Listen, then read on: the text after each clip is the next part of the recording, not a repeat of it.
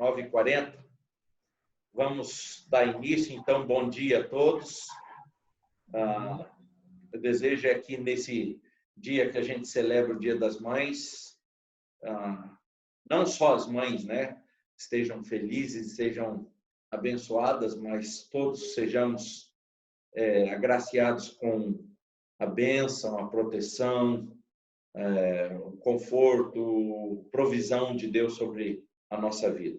Então, nós queremos dar início nessa manhã cantando um cântico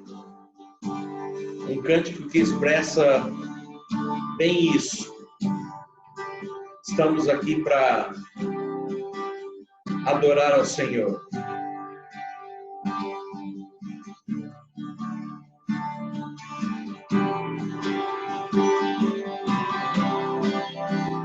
Eis-me aqui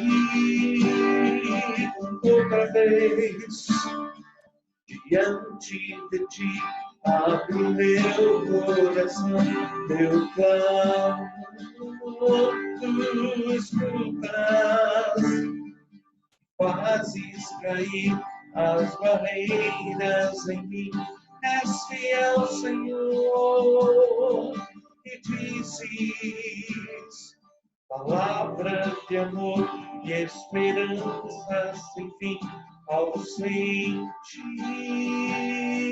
o teu toque, tua mão,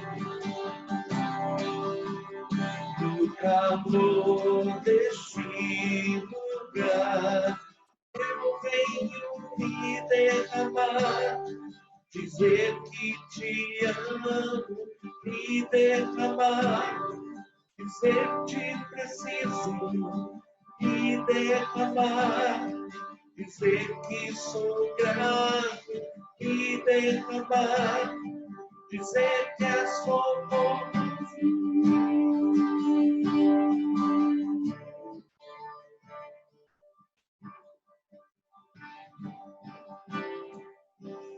Eis-me aqui outra vez diante de ti, abro meu coração, meu clamor, tu escutas e fazes cair as barreiras em mim, és fiel, Senhor, e dizes palavra de amor e esperança sem fim ao sentir o teu toque, uma bondade libertas meu ser no clamor deste lugar. Eu venho me derramar, dizer que te amo, me derramar, dizer que preciso, me derramar, dizer que sou grato, me derramar, dizer que é socorroso, me derramar, dizer que te amo, me derramar, dizer que preciso, me derramar, dizer que sou grato, me derramar, dizer que sou.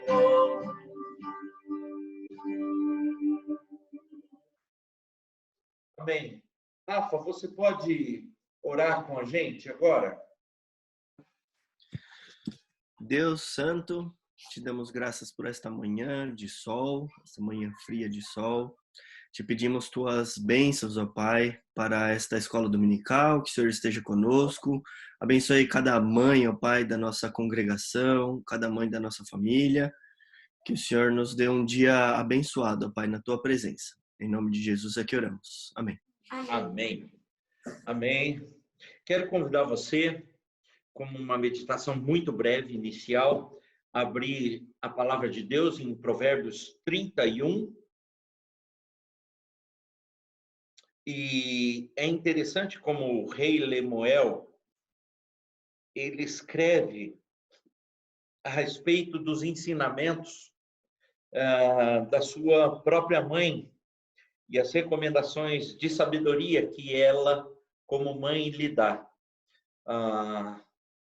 Um rei que honrava sua própria mãe, rei Lemuel de Massá. E ele escreve nesse capítulo essas recomendações da sua própria mãe, recomendações de sabedoria, de prudência. E a partir do versículo 10, ele faz uma nota de louvor à mulher virtuosa. E se a gente pudesse fazer uma destinação desse texto, do verso 10 em diante, é claro que os críticos, os estudiosos, os scholars, eles dizem que se trata de versículos endereçados à esposa. Mas é interessante que, a partir do versículos 26, ele tira o foco um pouco de uma mulher virtuosa como esposa e exalta a posição de mãe de uma mulher. E esse versículo, esse texto nos diz assim, Provérbios 31, versos 26 em diante. Fala com sabedoria, e a instrução da bondade está na sua língua. Atende ao bom andamento da sua casa, e não come o pão da preguiça. Levantam-se seus filhos e lhe chamam ditosa. Seu marido a louva, dizendo: muitas mulheres procedem virtuosamente, mas tu a todas sobrepujas. Enganosa é a graça e vã a formosura. Mas a mulher que teme ao Senhor, essa será louvada. Dai-lhe do fruto das suas mãos, e de público a louvarão as suas obras. Ele está falando aqui de uma mulher, mas com característica não só de esposa, mas de mãe. E dos versos 26 em diante, caracteriza bem essa mulher sábia, essa mãe sábia, essa mãe que tem responsabilidades, mãe que tem disposição. E o que sustenta a característica de uma mulher, de uma mãe que é sábia, que tem instrução, que é disposta sempre, é atenta à sua própria casa. O que sustenta uma mulher assim, uma mãe assim? A resposta está no versículo 30 e 31. A mulher que teme ao Senhor. O temor ao Senhor é o que torna uma mulher ditosa, uma mulher virtuosa, uma mãe ditosa, uma mãe sábia, uma mãe responsável, uma mãe vitoriosa, né? O temor ao Senhor. Esse temor não se refere a medo de Deus, mas a uma pessoa que reconhece a soberania do Criador, reconhece o cuidado que ele tem e a capacidade que o próprio Deus tem de renovar as forças, dar sabedoria, dar capacitação no desempenho do seu ministério de mãe. Então, nesse Dia das Mães, eu quero, para as nossas mães que nos acompanham nessa manhã, e para os seus maridos também, que aqui uma recomendação para os maridos e para os filhos é reconhecer na sua esposa e os filhos reconhecer na sua mãe ou né, nas suas mães,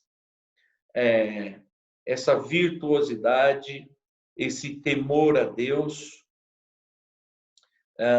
e também os frutos do seu ministério de mãe. Isso é importante, né? Fica aqui a nossa meditação nessa manhã e que Deus possa abençoar a todas as nossas mães, abençoar os nossos maridos e abençoar os nossos filhos com graça, com sabedoria, com fortalecimento e com sustento acima de tudo. Amém? Vamos então à nossa aula. Bom, minha intenção hoje é ser muito breve, para dar mais tempo de você curtir o dia aí, aqueles que estão com as suas mães, aqueles que estão com as suas esposas, que são mães. Então, para poder aproveitar bastante esse dia e ter esse tempo em família. Esse mês de maio, nós comemoramos o mês da família, e esse assunto que nós vamos estudar hoje está diretamente ligado a essa questão também familiar, a comunhão que Deus espera entre a família e principalmente da família que é santificada em Deus. Então, esse não é o assunto tratar de família, mas a comunhão dos santos envolve isso. Então, vamos então ao nosso estudos, né? Ao nosso estudo. A comunhão ou da comunhão dos santos da Confissão de Fé de Westminster, ela está no capítulo 26 e aborda essa importante integração que deve existir naquilo que nós conhecemos como corpo vivo de Cristo ou como igreja. Então, a guisa de introdução, é importante nós entendermos e compreendermos que esse capítulo está diretamente ligado e relacionado à questão do corpo vivo de Cristo ou a sua igreja, né? O que é a igreja de Deus? São todos aqueles eleitos por Deus, lavados e redimidos pelo sangue do Cordeiro, que são inseridos dentro dessa família, chamada família de Deus, ou a noiva, o corpo de Cristo. E essa igreja, ela é real, essa igreja, ela existe, essa igreja é composta por mim e por você. Para que possa ser igreja verdadeiramente, é necessário que haja relacionamento, que haja comunhão, ou seja, algo que seja comum a todos aqueles que estão inseridos naquele contexto. Então, algumas características dessa igreja que a gente tem que reconhecer. Primeiro, que ela é militante, ou seja, ela luta contra os ardis do pecado, contra as inclinações pecaminosas da carne, contra as setas e o engano do mundo. Então, por isso, essa luta é constante, ela é uma igreja militante. Ela também é uma igreja e virá a ser uma igreja triunfante. Por quê? Porque nós já temos promessa da vitória de Deus sobre o pecado e sobre esse mundo, né? Então, ela é militante na terra e triunfante na eternidade. Nós já podemos entender e, por fé, receber na vida da igreja essa realidade de que ela seja triunfante, que ela seja vencedora. Outra característica da igreja é que ela é visível, ou seja, ela se apresenta como algo físico, composto de pessoas que defendem a sua fé em Jesus Cristo, e isso a torna visível, eu, você e tantos outros nessa terra, e invisível, porque o que nos une é o selo dado a cada um daqueles que são lavados e eleitos e redimidos, que é o Espírito Santo, que é comum a toda essa igreja. E isso é algo invisível, mas que nos une, que torna essa igreja uma igreja viva, uma igreja atuante, uma igreja verdadeira.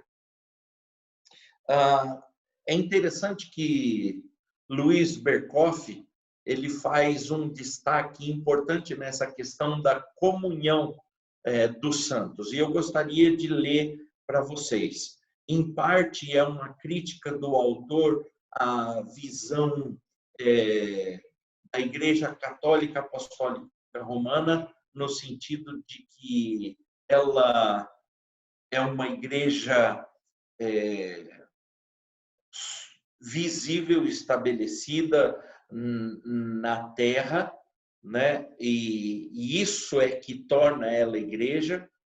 E ele, Luiz Berkoff, ele dá mais um sentido espiritual na questão da igreja invisível. E ele diz o seguinte: a reforma reagiu contra a concepção externa da igreja, certo? E procurou a sua essência na comunhão invisível e espiritual dos santos. Essa igreja inclui os crentes de todas as épocas e ninguém mais. E fora dela não há salvação. Fora de que igreja não há salvação? Fora da igreja invisível e espiritual dos santos. É o corpo espiritual de Jesus Cristo destinado a refletir a glória de Deus, como esta se manifestou na obra da redenção, ou seja, através da pessoa de Jesus Cristo. Certo? Feita essa introdução, então, a comunhão dos santos ela é importante para tornar essa igreja não só a igreja visível, como a igreja invisível, não só a igreja militante, como a igreja triunfante, uma igreja com características comuns de todos os seus membros. Então, por isso que tem, e esse capítulo é abordado na Confissão de Fé de Westminster, que chama da comunhão de todos os santos. Ok? Vamos então para as proposições e a gente vai ler cada uma delas e comentar cada uma delas. São 3 proposições, então é um capítulo muito curto, a gente vai ser muito rápido aqui, mas eu gostaria aí de contar com a participação de cada um de vocês. Eu peço para... Deixa eu ver quem está com a gente aqui. Cris, você lê para a gente a proposição 1, por favor?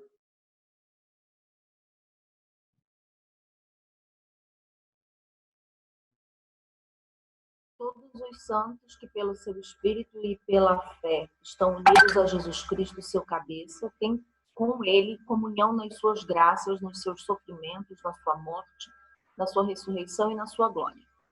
E estando unidos uns aos outros no amor, participam dos mesmos dons e graças, estão obrigados ao cumprimento dos deveres públicos e particulares que contribuem para o seu mútuo proveito, tanto no homem interior como no exterior.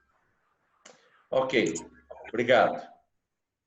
Eu vou pedir para vocês estarem prontos aí com as suas Bíblias. A gente vai usar ela bastante hoje. O primeiro ponto que a gente vê em destaque nessa primeira proposição é exatamente união e a comunhão com Cristo, que está aqui relacionada talvez na primeira linha. Todos os santos que pelo seu Espírito e pela fé estão unidos a Jesus Cristo, seu cabeça. Tem com ele comunhão nas suas graças, nos seus sofrimentos, na sua morte, na sua ressurreição e na sua glória. Até aí trata a respeito da união e comunhão com Cristo. Veja bem, essa primeira proposição explica como estamos unidos a Cristo e de que forma nós temos comunhão com Ele, como devemos ter comunhão com os santos. Essa é a primeira proposição. Simplificando e resumindo, ela trata disso, né? Primeiro, todos os santos estão de fato unidos a Cristo para a salvação. Então, é interessante que a salvação, ou seja, a salvação concedida por Jesus Cristo, é que torna possível essa união e comunhão com Cristo. Eles estão em Cristo. Cristo está neles e eles estão unidos pela fé operada pelo Espírito. Então, eu peço aí que, Ivair, você leia para a gente Efésios 3, 16 a 19. Esse texto vai nos dar base bíblica para nós afirmarmos que aqueles que têm comunhão com Cristo, e só a eles é possível fazer parte daquilo que nós chamamos no início da igreja e estar relacionados com a Trindade, com o próprio Deus, com a pessoa de Deus e a pessoa de Jesus Cristo através do Espírito Santo. Efésios 3, 16 a 19. Ivair. Amém.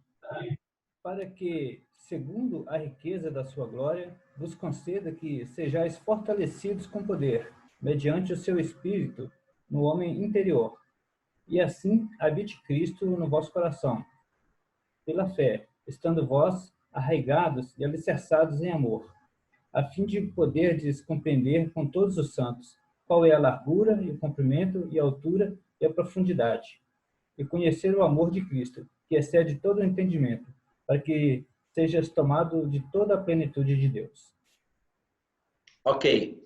É interessante que esse último versículo, ele fala exatamente e destaca essa unidade, né? Então, o próprio texto lido pelo Ivair, ele dá esse sentido da unidade e da comunhão que só pode existir, e essa comunhão espiritual, no que se relaciona à pessoa de Jesus Cristo, ao próprio Deus, através do Espírito Santo, ela só é possível às pessoas que foram eleitas, que foram lavadas, que foram salvas por Jesus Cristo, ok?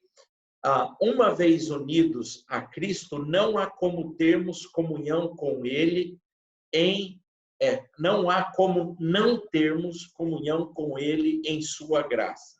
Então, uma vez que você experimentou isso que diz Efésios 3, 16 e 19, não é possível se isolar dessa comunhão dos santos, dessa comunhão da igreja, dessa comunhão do corpo de Cristo. Não há forma de você ser um cristão isolado, um cristão autônomo, um cristão sem relacionamento com o corpo vivo de Cristo, com os santos de Cristo.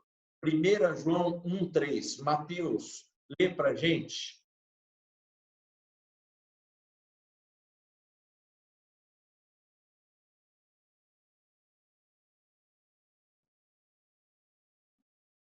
Mateus, eu acho que está com o microfone fechado.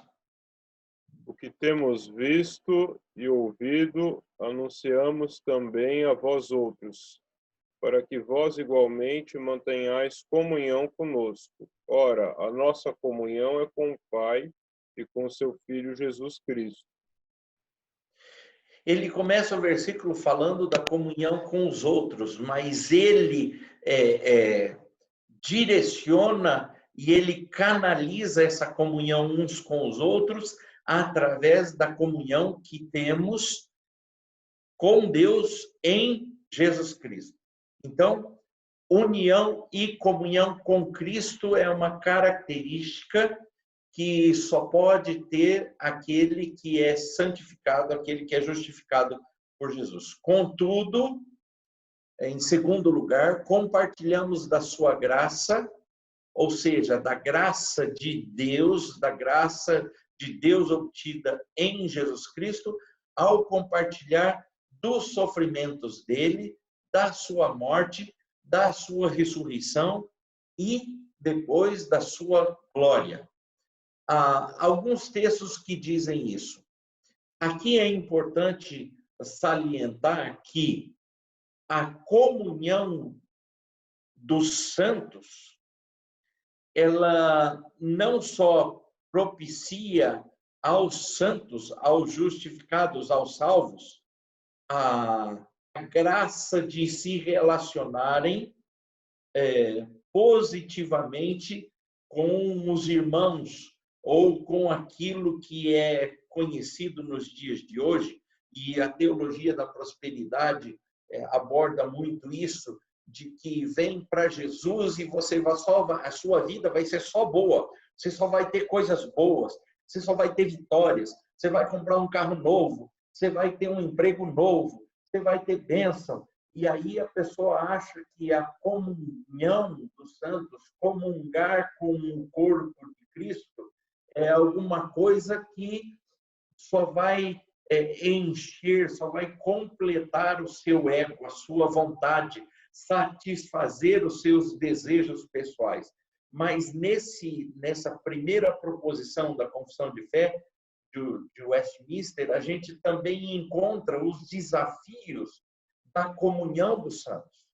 Por quê? Porque quando nós compartilhamos das graças de Deus, do dom de Deus, das benesses que Deus nos dá, ou das bênçãos que Deus nos dá, também Deus nos dá a oportunidade de sofrermos com Ele, de morrermos com Ele, de ressuscitarmos com Ele e de sermos glorificados nele. Então, vamos ver a respeito dos sofrimentos. Deixa eu ver quem está com a gente. Abílio, você pode ler Filipenses 3:10, Eliel, Efésios 2:5,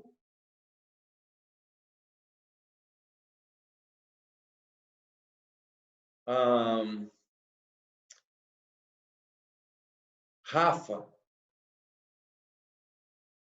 deixa eu Romanos 6:6, Paulo Sérgio, Romanos 6:5, Nana.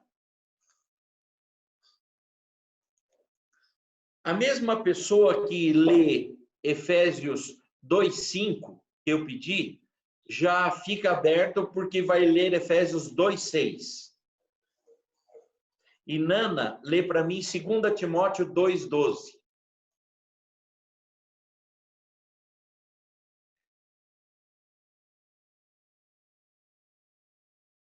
Ok? Então, nessa primeira proposição, na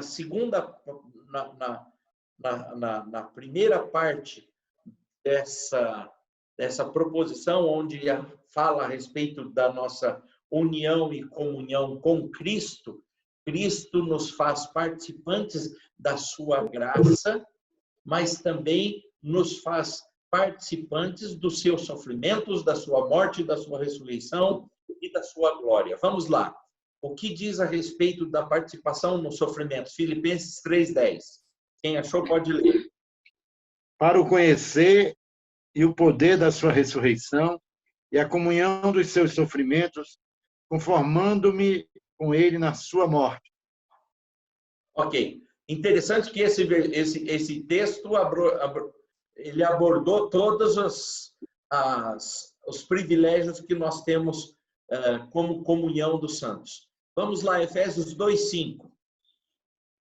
E estando nós mortos em nossos delitos, nos deu vida juntamente com Cristo. Pela graça sois salvos. Ok. Aqui, eu tenho que fazer aqui uma observação quanto a essa questão da morte. O privilégio do cristão tem, através da salvação em Jesus Cristo e da comunhão com os outros irmãos, é saber que ele morreu para uma vida de pecado, de carnalidade, e não só a morte espiritual para as coisas que desagradam a Deus, o pecado ou o próprio desejo, os desejos da carne, mas também, em alguns casos, o privilégio de morrer, e aqui é morte física, é martírio, pela causa do Evangelho, ok? Então, tem esses dois destaques a respeito da morte. Romanos 6:6. Eu leio, pois sabemos que a nossa velha natureza pecadora já foi morta com Cristo na cruz, a fim de que o nosso eu pecador fosse morto e assim não sejamos mais escravos do pecado. Exatamente. Vê como esse versículo dá esse destaque a essa questão da morte para o pecado ou da morte para a carnalidade, para os desejos do meu próprio eu, para o meu egoísmo. O meu egoísmo. Então, eu morro para as minhas próprias vontades. Eu tenho que saber que quando eu fui inserido na comunhão dos santos, os meus desejos, eles tomam não mais o primeiro lugar na minha vida, mas a vontade de Deus, aquilo que é direção de Deus para a minha vida, é que toma o primeiro lugar. Romanos 6:5. Que se fomos unidos com ele na semelhança da sua morte, certamente o seremos também na semelhança da sua ressurreição. Que interessante esse versículo, porque ele nos garante não só morrer em Cristo e morrer para o pecado ou para os desejos da carne, mas ressuscitar também em Cristo. Aquilo que Jesus conquistou, tem até uma música que diz que é nosso direito, é nossa herança, né? Aquilo que Jesus conquistou na cruz, nós temos esse direito também. Então, a ressurreição faz parte desse direito. Isso é uma coisa que deve alegrar o nosso coração. E deve alegrar o coração de todos aqueles que fazem parte dessa igreja ou da comunhão dos santos. Tá? Efésios 2:6, da sua glória. E, juntamente com ele, nos ressuscitou e nos fez assentar nos lugares celestiais em Cristo Jesus. Nos fez assentar nos lugares celestiais em Cristo Jesus. Isso é a certeza de uma vida eterna na presença de Deus.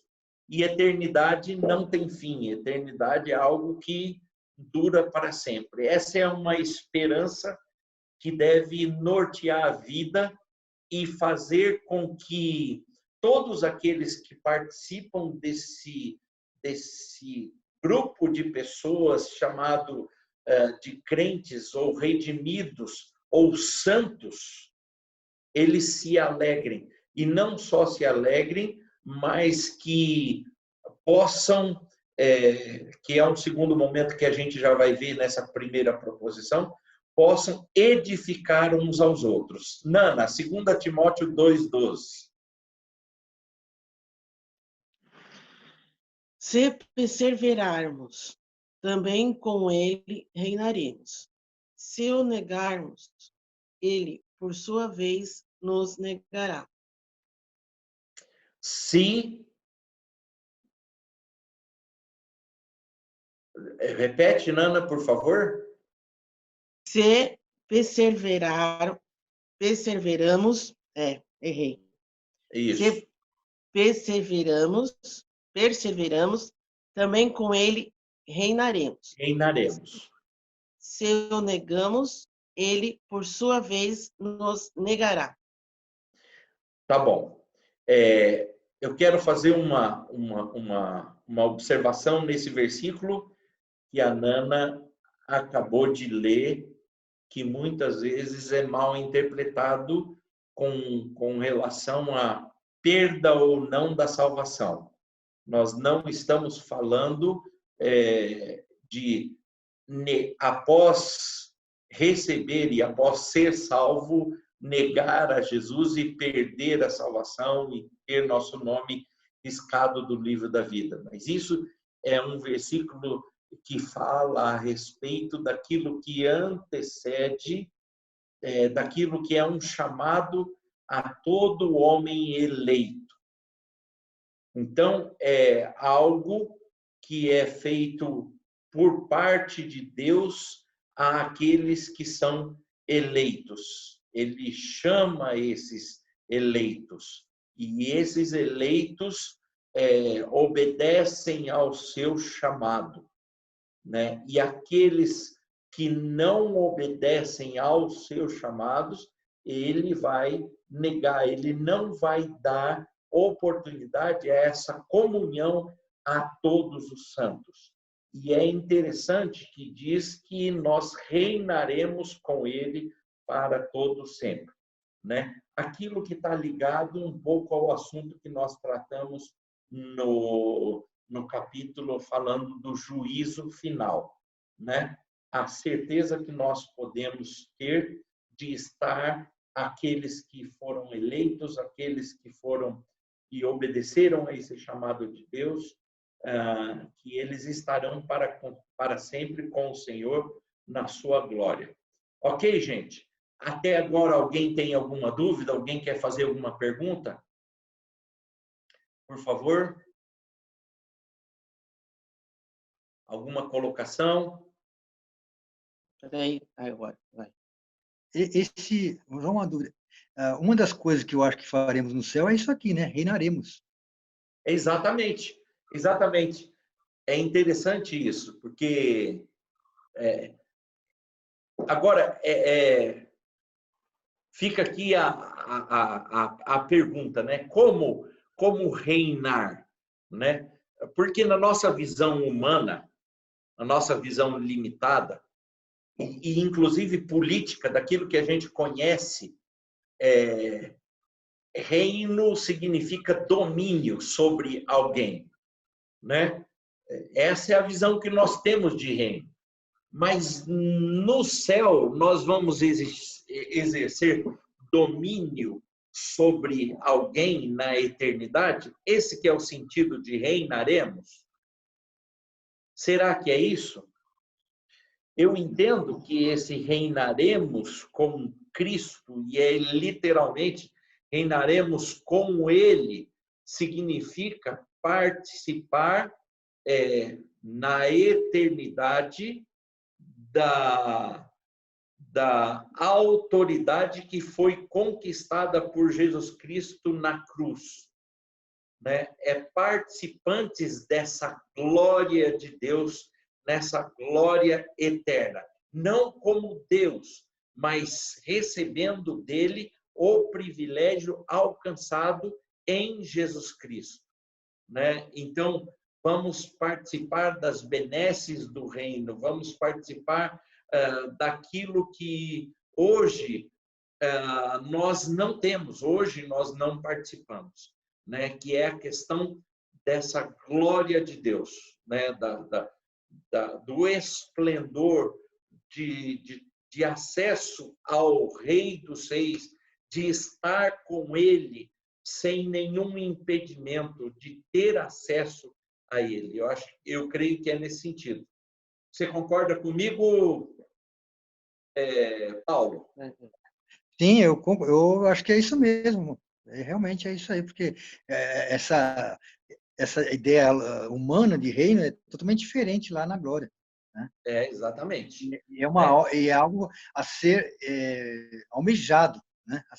Queremos realmente, olha, é maravilhoso. Então, mas o que eu vou fazer no céu? Esse aqui já é uma dica, né? Exatamente, exatamente. Experimentar da glória de Deus, dessa glória eterna. Mais alguém tem algo para falar? Não, é só um adendo nesse comentário. Efésios 2:6 fala disso, acho que foi um dos textos lidos. Sim. Sim, foi o Rafa que leu. Juntamente com ele nos ressuscitou e nos fez assentar nos lugares celestiais em Cristo Jesus. Eu acho que essa referência a lugares celestiais tem a ver com essa posição, né, de reino e tudo, como, né, filhos do Rei Supremo, né, enfim, filhos de Deus e tal, assentados ao lado de Jesus, o Rei Supremo. Então, é mais ou menos nesse sentido, só para endossar. Tá bom. Vamos caminhar, então? A segunda parte da primeira proposição. Então, a primeira parte da primeira proposição, ela é um relacionamento, uma união vertical, né? Dos santos para com Cristo. A segunda parte da proposição 1, ela é uma comunhão horizontal, ou seja, com os santos. Então, união e comunhão com os santos. Em primeiro lugar, se todos os cristãos estão unidos em Cristo ou a Cristo, temos de reconhecer que em Cristo estamos unidos uns aos outros. Agora é um resultado, é uma consequência, né? Se Deus, através de Jesus Cristo, nos enviou o seu Santo Espírito para ser o nosso consolador, o Paracletos, aquele que anda conosco, logo, um mesmo Espírito se torna comum a todos os santos. E, dessa forma, todos participam de uma mesma essência, de um mesmo Espírito. E isso faz com que todos os santos estejam unidos uns aos outros. Em Cristo, em amor, uns aos outros de igual modo em amor. Participamos, então, dos mesmos dons e graças. Efésios 4, 15 a 16, Mateus, lê para a gente. E depois, o Marcelo está com a gente aí? Pelo menos ele está aqui acompanhando. Se ele puder ler para a gente 1 Coríntios 12, 7. Fechou? Ok, então já abre aí a tua Bíblia em 1 Coríntios 12, 7, você logo vai ler. Então, quem achou? Mateus, Efésios 4, 15 a 16. Mas, seguindo a verdade em amor, cresçamos em tudo naquele que é a cabeça, Cristo, de quem todo o corpo, bem ajustado e consolidado pelo auxílio de toda junta, segundo a justa cooperação de cada parte, efetua o seu próprio aumento para a edificação de si mesmo em amor. Aqui, Paulo, escrevendo aos Efésios, está usando o exemplo de um corpo, dizendo que esse corpo é Jesus Cristo e cada um faz parte desse corpo como um membro. Eu quero lembrar outro texto onde o próprio Jesus compara-se à videira, ele sendo a videira e nós os ramos. Então, estamos ligados a Cristo, fazemos parte de um mesmo corpo ou de uma mesma videira. Isso é tão importante que o Espírito Santo é dado a cada um, visando um fim proveitoso. Marcelo, 1 Coríntios 12, 7. A manifestação do Espírito é concedida a cada um visando a um fim proveitoso. Exatamente. Isso Paulo está dizendo depois sobre aquilo que vai ser distribuído entre todo o corpo ou todos os santos para que desempenhem um papel funcional dentro daquilo que nós chamamos de igreja. Cada um tem um propósito definido, cada um recebe um dom, cada um desempenha um papel importante para funcionamento e para uma comunhão, para essa comunidade ela funcionar corretamente. Então, por isso, esse propósito de um fim proveitoso a toda pessoa, todo participante que participa, né, desse corpo vivo, ou seja, dessa comunhão dos santos, ok? Não competição, mas união. Isso é algo que nós temos que aprender com esse ponto, a primeira proposição da Confissão de Westminster, nos chama a atenção para os dias de hoje, algo que nós não temos experimentado verdadeiramente. E quando nós falamos de comunhão com todos os santos, nós estamos dizendo de todos os santos. E aí restringe àquele que conhece, aquele que experimenta uma verdadeira caminhada com Cristo. Nós não estamos falando de seitas, nós não estamos falando de deturpações hereges da palavra de Deus, nós estamos falando de santos de Deus que comungam, que experimentam da mesma fé genuína, que é servir e honrar ao nosso Senhor Jesus Cristo através da nossa obediência à palavra de Deus. Então, tem muita gente que prega essa questão de... Poxa, me fugiu a palavra. Quando vamos unir todas as religiões. Como é que é o nome disso mesmo? Movimento ecumênico. Ecumenismo. Ecumenismo.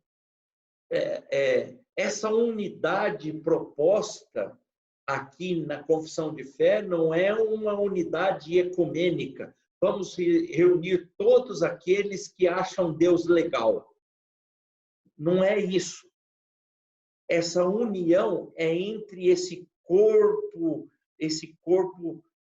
conduzido pela doutrina da palavra. É aquele que professa que Jesus Cristo é o único Filho de Deus, é aquele que obedece à palavra de Deus e unicamente a palavra de Deus como regra de fé e prática, é aquele que confessa que só é salvo aquele que confessa o nome de Jesus Cristo e o recebe como Senhor e Salvador na sua vida, aquele que entende que é pecador e que através dos seus méritos não vai conseguir nenhuma condição salvífica em Deus, porque eu faço boas obras ou qualquer coisa. Não é a igreja que se diz que, ou seja, a denominação que diz que só ele é salvo.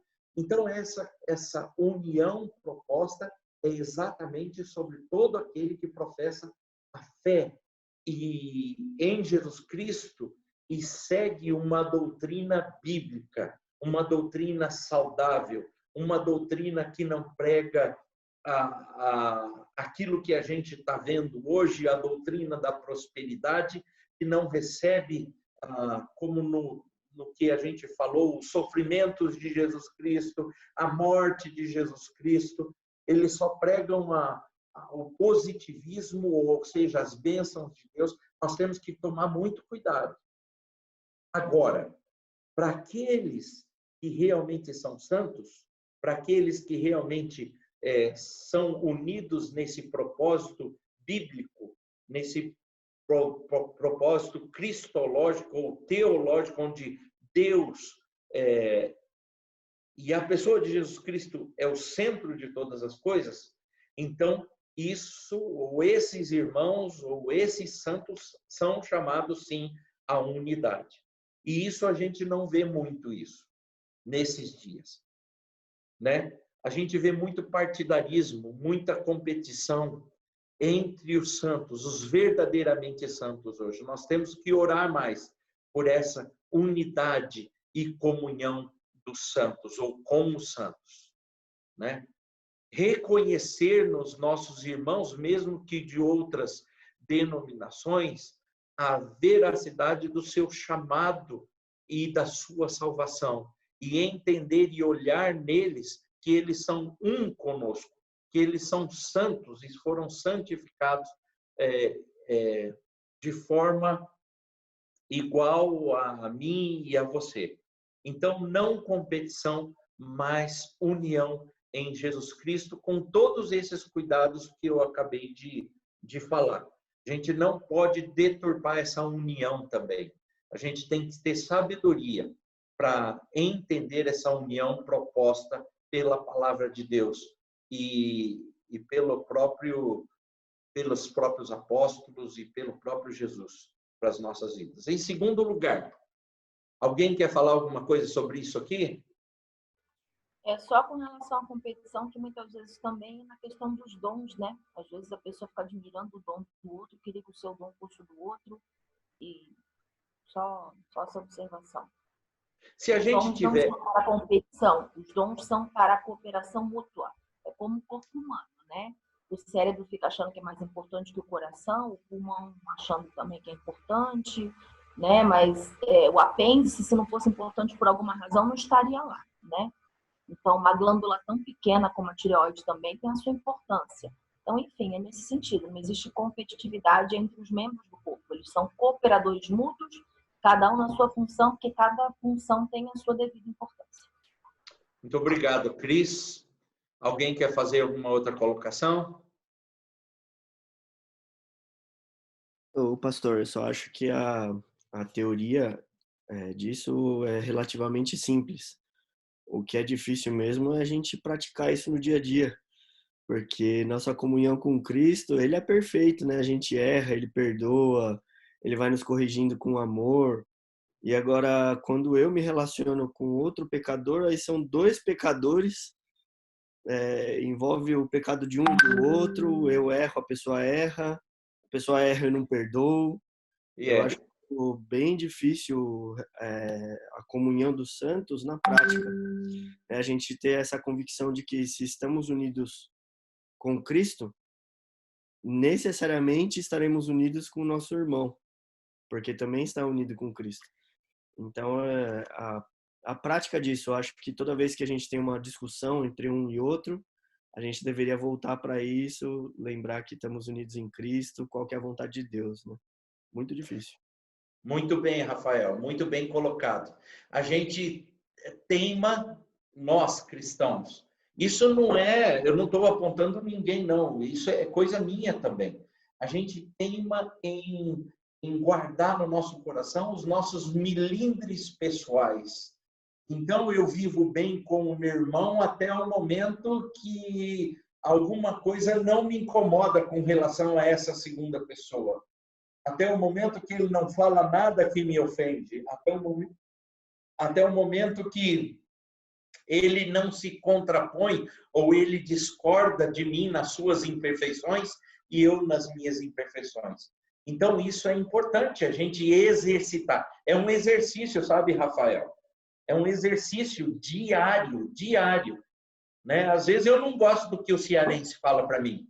Eu não gosto, né? Mas nem por isso eu vou agir a partir desse não gostar de forma diferente com ele. Eu tenho que procurar caminhar. Lembra da proposição da segunda milha, do perdão, perdoar 70 vezes 7? Isso é um exercício que colabora para a comunhão de todos os santos, né? E isso está falado e vai abordar nesse segundo ponto aqui. Você Você que já está aberto, Rafael, já pode ler o segundo aí. Certo. Porque Desculpa, a Nana tinha pedido para falar. Oi? A Nana A tinha Nana? pedido. Ah, tá. Deixa a Nana falar. Eu não vi, Nana, desculpa. Eu estou aqui com... Não. Eu só estava arrumando a tela aqui. Você não quer falar, Nana? Não, eu Fala só aí. estava arrumando. Não. Eu achando que você estava mostrando o dedinho que queria falar. Não, é que eu estava arrumando a tela, estava entrando coisa no celular aqui. Desculpa. Desculpa, Ô, Nana, eu que entendi errado. Fala alguma coisa do Abílio, então. Fala mal dele. Não, Não o tem Abílio como. trouxe bolo para mim. O Abílio não penteou o cabelo hoje. Então tá bom. Eu perdoo. Tá bom. Isso aí, ó. Esse é o exemplo. Vai lá, Rafa, lê pra gente. Vamos lá. Porque estamos unidos em Cristo e em comunhão uns com os outros, somos obrigados a cumprir os deveres públicos e particulares para o nosso mútuo proveito, cuidando dos cristãos ao nosso redor, não somente do homem interior, mas também do exterior, ou seja, das necessidades materiais do nosso próximo. É interessante. Aqui estendeu um pouco. Vocês observam que até agora a gente estava falando do que era algo relacionado à nossa interação de relacionamento. Mas aqui ele está estendendo as questões de necessidades materiais agora. Mas vamos lá. Primeiro, cuidando dos cristãos ao nosso redor. 1 Tessalonicenses 5, 11 e 14. 1 Tessalonicenses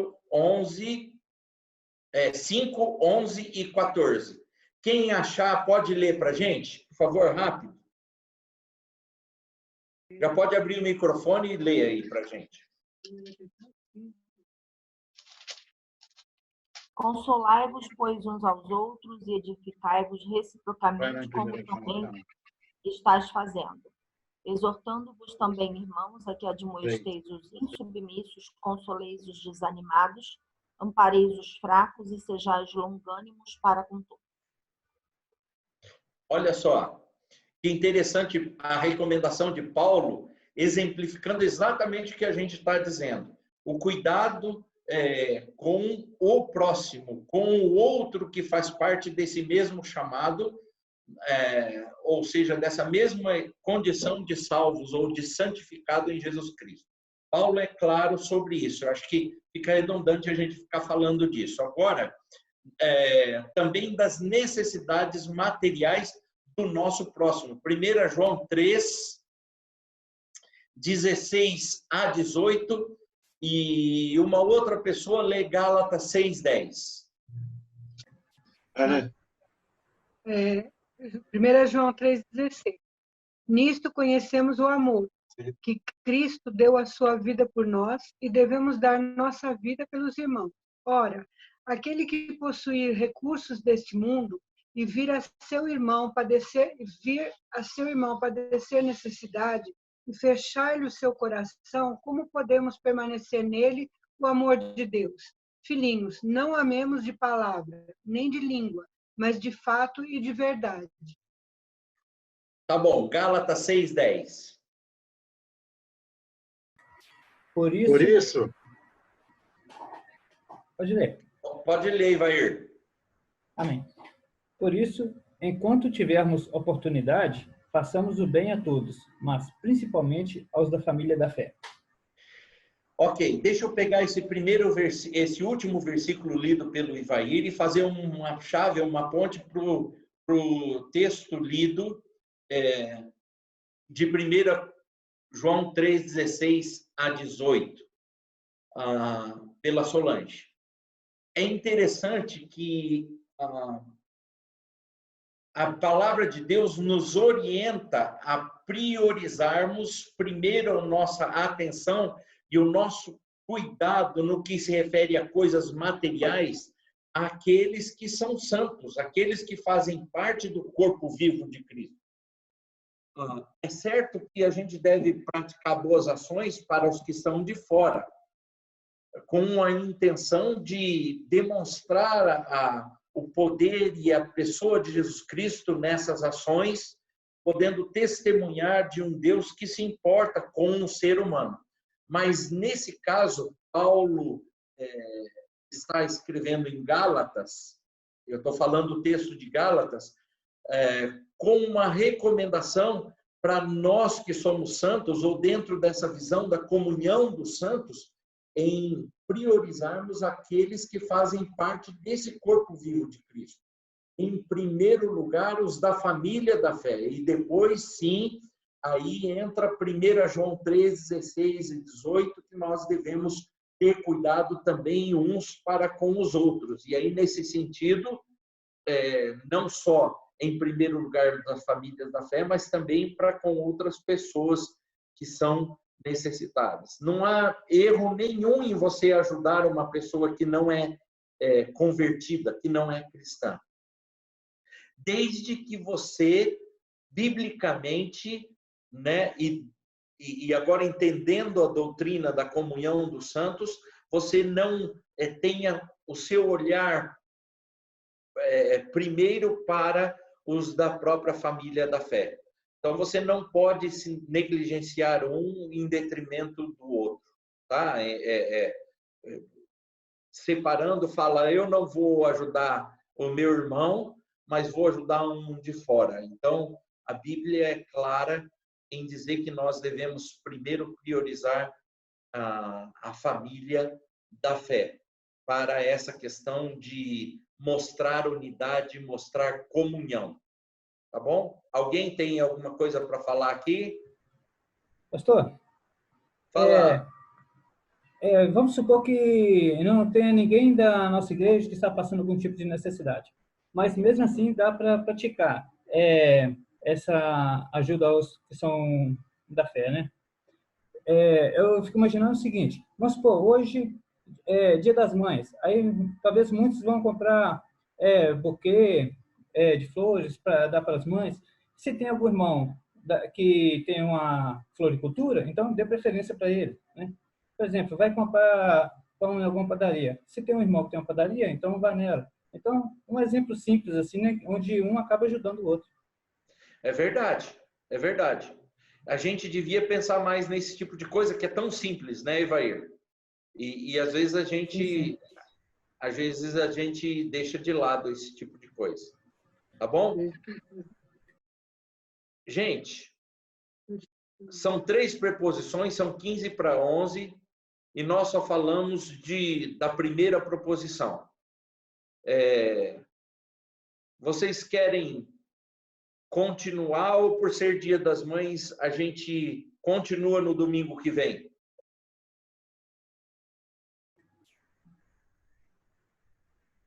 Qual a opinião de vocês? Até às 11. Até às 11? Mas aí eu não queria parar no meio de uma proposição. Então deixa para a próxima. Porque daí, entendeu? Ficar no meio de uma proposição, a gente perde a linha do raciocínio na próxima vez. Deixa para o próximo domingo. Deixa para o próximo domingo a continuação, quer dizer, então? A minha opinião. Tem 2 irmãos aí. Pastor? Oi. Não, só voltando ao que o Ivair estava falando, né? Nesse texto, a gente pegando, principalmente lá em Tiago 2, né, capítulo 2, ele deixa bem assim claro que essas atitudes, elas fortalecem a fé. Entendeu? Que lá fala que a fé sem obra é morta. Então, o dia a dia, para a gente fortalecer a nossa fé, prestar atenção nessas coisas, nessas atitudes com o próximo. Exatamente, Paulo. É interessante que o propósito da comunhão dos santos também é fortalecimento de uns com os outros ou uns aos outros. Fortalecer uns aos outros. E aí entra exatamente isso que você falou. Não só nessa visão, como o Ivair compartilhou, mas também em toda a caminhada e compartilhar a vida comum da fé cristã, né? Faz com que a outra pessoa seja fortalecida, que ela seja animada, que ela seja revigorada, né? Esse processo da comunhão dos santos é muito importante no nosso dia a dia, na nossa caminhada cristã. É muito importante, realmente. Viu? Para vocês fortalecerem a fé de vocês, usem de boas obras com o irmão Abílio, tá? Viu, Paulo? Ó, Mas, tá vendo, pastor? Tá vendo, hein? Vamos perdoar o irmão aí. Lembrem, Obrigado. lembrem do pastor de vocês, tá? Abílio, vou comprar mais suco de uva para você. Vamos fazer o seguinte, Ô, pessoal. Glória! Obrigado. Pastor, Oi. vamos fazer o Fala. seguinte. Tem que ser comum a todos os irmãos das Boas Novas. Um ajuda o outro. Pronto. Pronto. Exatamente. Boa, Deixa eu Paulo. dar um exemplo. Deixa eu dar um exemplo de comunhão de todos os santos que a gente experimentou nessa semana que passou. Nessa semana que passou, eu recebi um WhatsApp de um irmão que não é das Boas Novas. E aí ele falou, por favor, você pode me informar seu endereço? Uma pessoa que nunca tinha me pedido o endereço. Eu falei assim, pois não, mas é um irmão da fé, eu sei que a gente pode ter confiança. Aí passei o endereço para ele. E aí na quarta-feira estava o Marcelo e o Rafa lá na igreja gravando pro culto. E aí recebi a mensagem de que eles tinham juntado 4 pessoas, 2 casais, fizeram um pão, embrulharam num papel manteiga, assim, com um lacinho, colocaram um bilhetinho, daqueles bilhetinhos de palavra de amor mesmo de Deus e tal, e vieram trazer aqui em casa, né? Aí a gente recebeu, não quiseram subir por conta de todo esse isolamento, mas isso marcou a minha vida, a vida da Cris, demonstrando uma atitude de amor, de comunhão verdadeira, uma demonstração daquilo que realmente é expressão nossa, do nosso coração, do que é amar, do que é comungar ou ter algo em comum com alguém. Foi muito gostoso, edificou as nossas vidas, fortaleceu as nossas vidas. A gente depois, puxa vida, como a gente é falho e a gente pensa muito em nós mesmos, né? É tão gostoso quando a gente recebe essa ação de doação, de amor, de uma pessoa que você não espera dizer para você, eu sou um com você. Né? Nós temos a mesma fé, nós caminhamos juntos. Embora em algumas coisas nós não concordemos, nós não pensamos de forma igual, mas nós fomos alcançados pela mesma graça, pelo mesmo amor, e é isso que nos une, é isso que nos faz comuns, né? É isso que é comunhão dos santos. Né? Que bom. Quando eu for levar o cafezinho lá, vou levar também um cartãozinho, um lacinho de amor, tá? Você tá ouvindo, né, Rafael? Ninguém está entendendo. É que todos os dias eu tô esperando uma pizza. Todas as quartas que a gente vai para a igreja, o Abílio, você vai ver, Rafa, com a desculpa de levar um café para sair de casa, ele leva um cafezinho para a gente. É muito gostoso isso. Obrigado, Abílio. Mas da próxima vez eu levo o lacinho, tá? Tá bom, leva o lacinho. O lacinho é um nocego de cearense lá, ó. Uma rapadura. Leva uma rapadura para a gente lá. Que bom, meus irmãos. Então, domingo que vem a gente continua na proposição 2. Né? Vamos ver se domingo que vem a gente faz aí a 2 e a 3. E muito bom ter tratar desse assunto. Eu gosto muito de comunhão. É algo que realmente fala muito forte no meu coração. Né? embora esse tempo a gente esteja um pouco distanciado, mas eu sinto as orações dos amados e eu também tenho orado por cada um de vocês e que Deus sustente a sua vida e fortaleça cada vez mais a comunhão que temos uns com os outros. Que Deus possa abençoar a sua vida, abençoar o seu domingo. Mães, parabéns para vocês. Mães em potencial, parabéns para vocês. Mulheres, parabéns para vocês. Que Deus abençoe ricamente a vida de cada um nesse dia e que a gente possa se alegrar no Senhor. E até logo mais no culto, quando estaremos mais uma vez unidos em espírito, né? Com esse que é Senhor sobre todas as coisas e não está limitado à condição material, à condição física, mas nos aquece o coração com o seu Santo Espírito. Amém? Vamos orar? Encerrando. E aí nós vamos poder ir para nosso tempo aí de celebração. Deus amado, muito obrigado, Senhor, por esse dia tão lindo, pelo sol que brilha, mesmo pelo frio que está fazendo, nós sabemos que o Senhor é Senhor sobre todas as coisas. Então, soberania, Deus sobrepõe a nossa vontade, sobrepõe, Senhor, todas as coisas. Nós queremos te exaltar por isso. Obrigado, Senhor, pela comunhão que temos em Jesus Cristo, pela certeza que temos de sermos ligados uns aos outros pelo mesmo Espírito que o Senhor nos deu. Muito obrigado por isso. Muito obrigado agora, Senhor, por cada mãe que nós temos na Igreja Boas Novas. Deus amado, que seja derramado sobre a vida delas esse mesmo Espírito que nos dá comunhão, que nos liga, que nos une no Senhor. Abençoa, Senhor, as famílias dessas mães, abençoa os filhos, abençoa os esposos. Deus, que haja salvação, Deus, nas nossas casas, que haja salvação nesses lares, que, Senhor, o Senhor responda o clamor de muitas mães que têm orado a Ti incessantemente, Senhor, pedindo por um milagre, por uma bênção. Deus amado, que o Senhor atenda aos nossos corações, atenda a oração do Teu povo e nos abençoe nesse dia.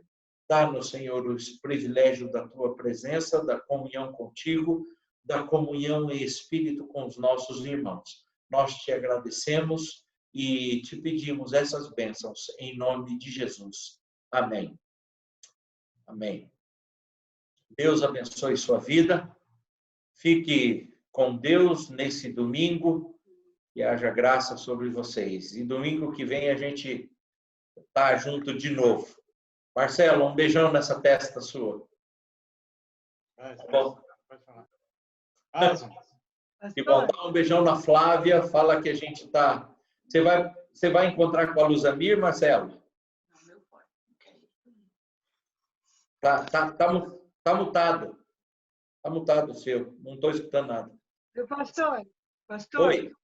Pastor, eu queria dar uma palavrinha, né, de desejar realmente assim um domingo especial, né, para as mães, mas em toda a abrangência, porque eu li esses dias fazendo uma aula para as crianças que antigamente era comum os esposos chamar a esposa de filho, né? E ao contrário, eu acho que também é verdadeiro, porque aquelas que têm filhos, aquelas que não têm, mas que são casadas, não deixa de ser um pouco mãe para os maridos, né? E isso nos mínimos detalhes, no cuidado, né? Desde com a roupa, a forma de se colocar, a forma olha, um simples assim, olha, vai com Deus, cuidado no trânsito, né? Cuidado. Então, eu acho que todo esposo tem na esposa um pouquinho de mãe, né? Um pouquinho do amor, do cuidado que uma mãe tem para os filhos. E aquelas que são solteiras, por exemplo, no nosso caso aqui na Boas Novas, nós temos algumas irmãs que são solteiras, por exemplo, a Tati, e que no trabalhar com as crianças, naquele momento, ela está dando ainda o amor, o cuidado, o carinho, o fornecimento da palavra de Deus, que é uma atitude própria dos pais, como está lá em Deuteronômio, mas naquele momento ela não deixa de ser um pouco mãe. Então, assim, de uma forma geral, parabéns para todas as mulheres, casadas, solteiras, da Boas Novas, tá bom? Era isso.